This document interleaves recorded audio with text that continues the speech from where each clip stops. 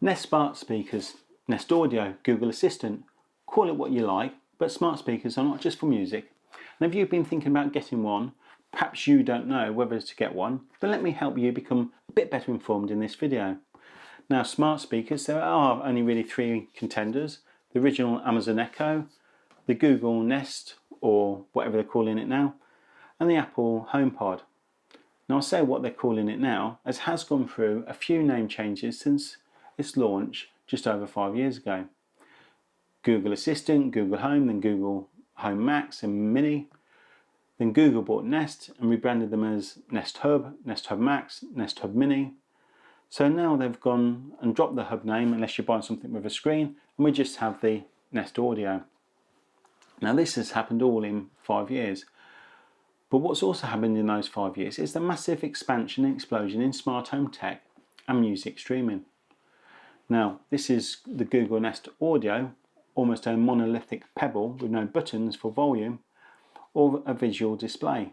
Very minimalistic, which I personally like. It is available in 5 colours. This one, which is sort of like an off-white to light grey.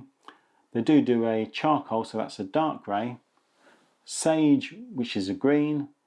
Sand, which to me looks more like a pink than what I personally would call sand. And sky, as you'd expect, a light blue. So no visible buttons, but there is, however, one visible switch here on the back, which is a slide switch that turns off the speaker mic. So if you want to turn the mic off, that is, and let the speaker still play music. And on the front there is 4 hidden lights that shine through the fabric here to indicate that the mic is off. This is orange, or when in white, this indicates the volume level that you're adjusting the volume to. Now this can be changed either via voice command or by those hidden touch buttons in the corner. So right corner for volume up, left corner for volume down. There is, however, another touch control, and that is pause. By tapping the top of this device, it pauses, and again, to restart, just tap it again. Now there is no visible aux jack, but it can connect via Bluetooth to your phone or computer to stream via Bluetooth. But it can only connect to one device at a time, and you set that up in the app. As a speaker, it allows you to stream music from Spotify, subject to a Spotify account, or YouTube Music. And you can play some good playlists like dinner music or based around your listening habits. If you have a paid Apple Music streaming account, you can also play Apple Music through the Nest Audio speaker directly. And as mentioned before, if your music library is on your phone or your laptop, like iTunes for example, then you can also Bluetooth it to this speaker. But it's so much more than just a music streaming device or a speaker. It's your gateway to a smart home, from smart bulbs to smart plugs, from say Dyson air purifier to Tado or Nest heating systems, automated curtains to smart washing machines. Most devices, especially if they have the word smart in them, work either with a Amazon Echo, Google Assistant or Apple's HomeKit. Less so with the Apple's HomeKit. Just look for the logos on these products and that will confirm if they work with Nest or the other devices. It's also your personal virtual assistant to tell you what the weather's like, what your sports team score was, how long to get to work at the current traffic conditions, if you have any appointments in your calendar, what's on or to add something to your shopping list, what's in the news, the square root of 47, an Eggs Benedict recipe, how to spell something like discombobulate. I could go on, but I'm sure you get the idea. Although Google's Assistant or the Nest Audio works with most smart devices, it doesn't work with all of them.